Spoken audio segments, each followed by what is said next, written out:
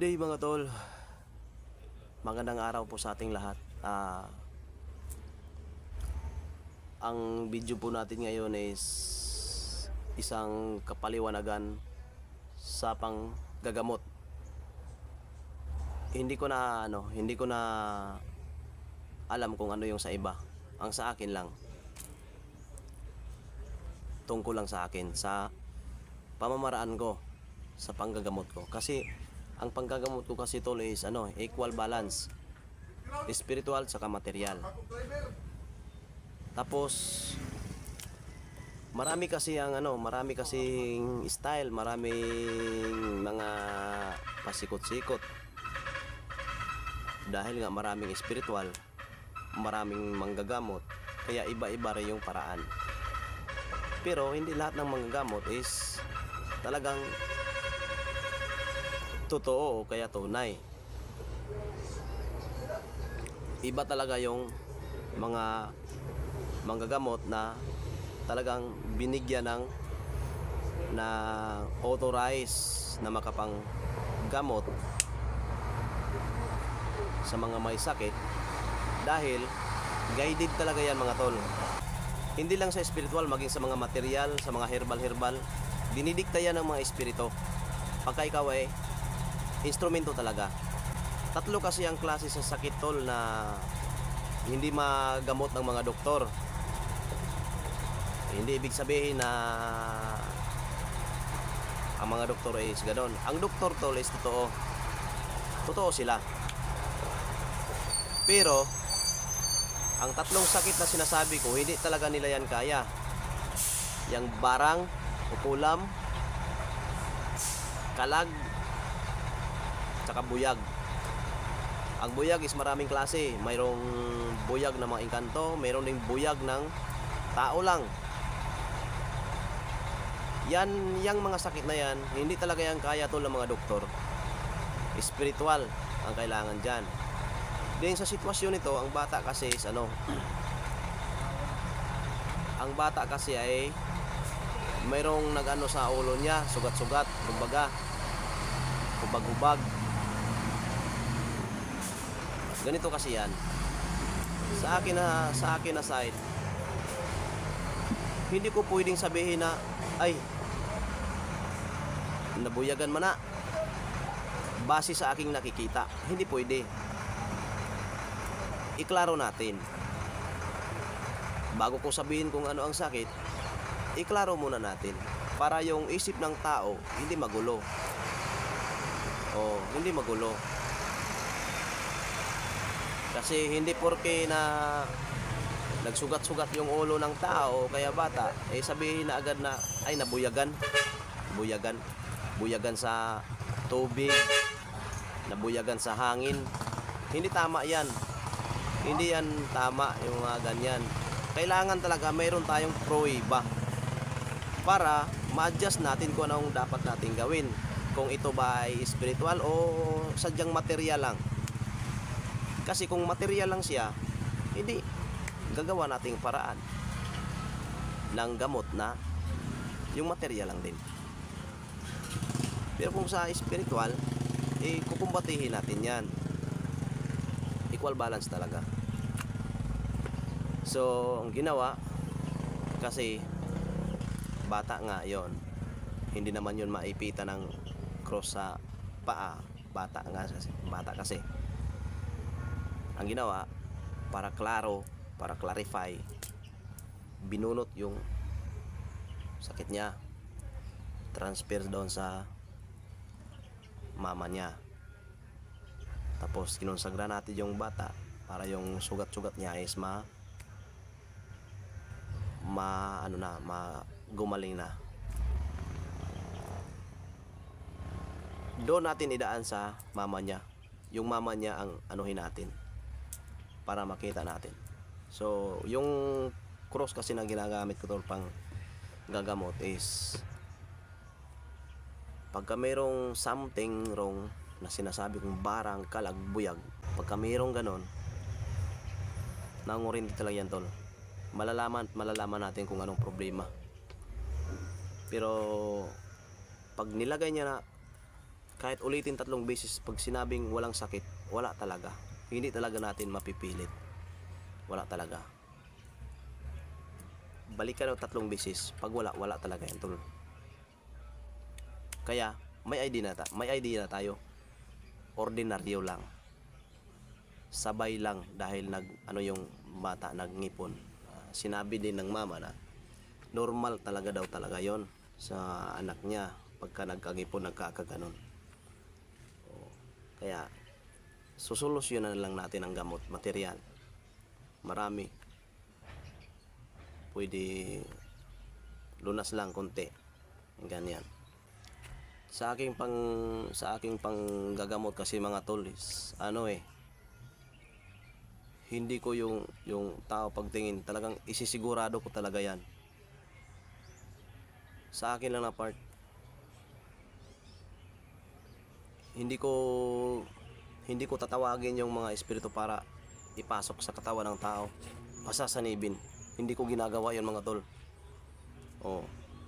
Maliban na lang kung pagtuyok ng yung krus at sa paa niya, dun sa may buyag, kung yun ay masakit, kung yung tao naman walang diferensya sa heart o walang problema sa katawan, material, pwede ko papasukin ang mga yun para makausap. Pwede ko makausap yun. Pwede natin papasukin yun. Pero medyo yung tao nangangayayat na yung katawan, parang alanganin na, hindi na. Tuyukin lang hanggang sa mawala yung sakit niya. So yun lang mga tol. Maraming salamat sa inyong suporta sa akin. Kung ikaw ay bago pa lang sa aking YouTube channel, tol, welcome back. Welcome kayong lahat dito sa akin. Kung ikaw ay subscriber ko na, tol, maraming salamat. Welcome back.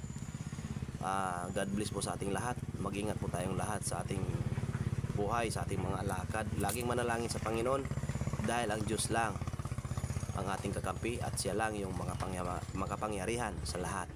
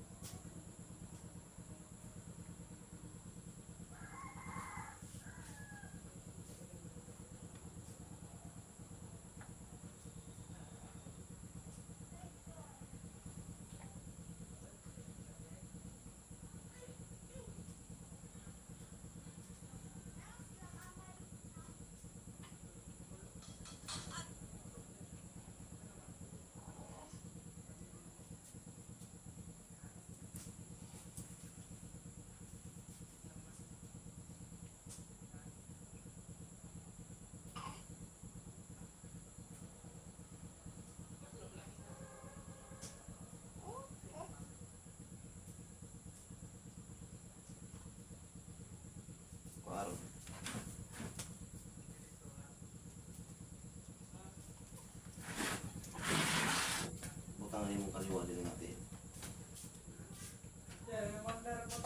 Kani mahibalong eh, tanong ko sa sakit sa batang yun. Kung ordinary lang ba siya kung dili. Kaning cross, kung walay something wrong, tulo man ito klase ang sakit. Dito sa kalibutan nga binuhat sa mga dautan, barang, kalagog buyag. Mauna nga mga sakit ang dili matambalan sa mga doktor. Kaya dili na sila mga ordinaryo. Pero kung walay sakit ang imong bata, ordinaryo lang, kani siya dili ni siya mangurinti. Ikaw na po mismo makaingon na mangutana lang kung imong sakit ba o dili.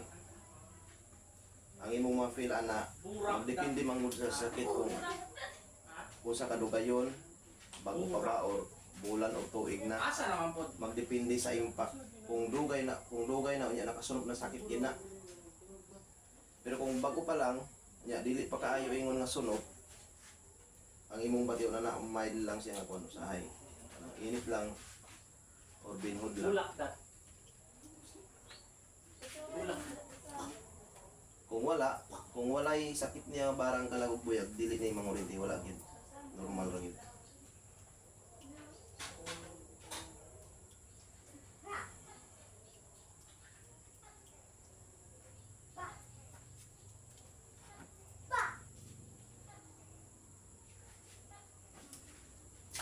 Kuha anak ko rin tambot ko dahil ha? Anda.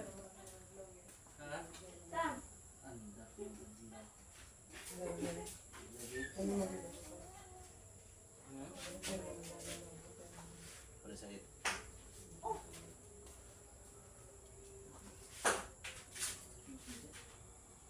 Anda?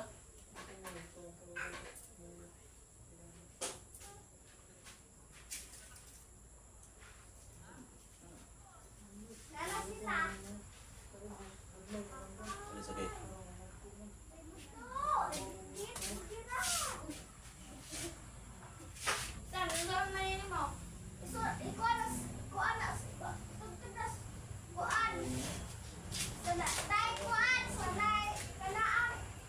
Wala sakit. So, pagkasabot, parang malay din no. So, wala. Kung may sakit. Ato ngayon ang review ang patulo. So, katulo naman to. So, buto sa buto, wala. Gyud. Bisa mo saon. Tumingo ako ano. Tingnan mo dito. Bisa mo saon na siya. Sa walay ko ano. Dito. Di ba nag-comment ka na ito sa adapter no? Adapter no? Oh, palita to ha. Ay, kukuhan ko na. Kani. Wala ko man, wala man din. Wala po. Ang diklit, tanan man yung iya di ay, di man makapalit. Kapalit na dili ito ng adapter. Ito palita to 300 ah. Oh, ngayon guys. Okay. Ilang ko nagit ang pag nakuhan. Ibo po din nga na. Ay ma'am. Wala. Bisang gamay, wala. Dili ko mag-order sa kwan, di message na ko siya. Kung may kwan, ay mo kwan niyo. Dili boss. Asi ako ni Kung wala gyud, bot pa sa muna na ordinary ra gid. Ayaw lagi ka to. Sabay na lang siya. Kani wala. So, kalagman ni dire. So, wala po siya yung gihangop kay wala man. So, wala no. Dire ta sa Skoro ito. gani, 300 ra ka ang tana. Ang tana ko to ni nakasrat mo ito. Palita to ha, paliton ko tong. Ito kasi pilar na ko.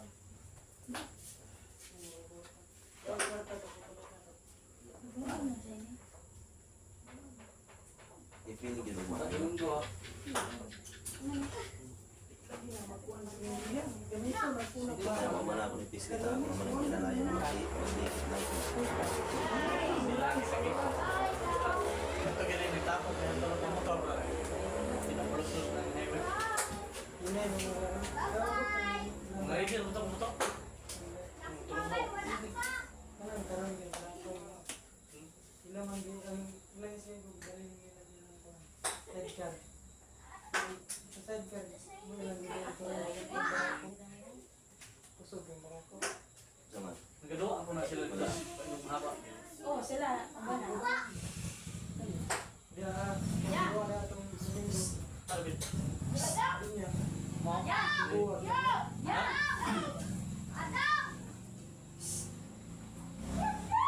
Buwag ka na lang. Ngayon. Rin. Ano ito? Ano ito? Ito? Karga? Lima. Karkan dua.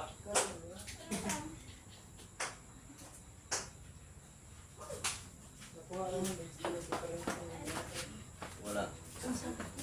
Sabi. Subot pa sa wala. Iyan. Bisa juga kita So, buyag man ni dire. So wala siya gibarang, wala ko siya gihangop kalag, wala ko siya buyagan. So wala. Wala klaro gyud na. Dili man gud ta pwede nga Tutup lagi.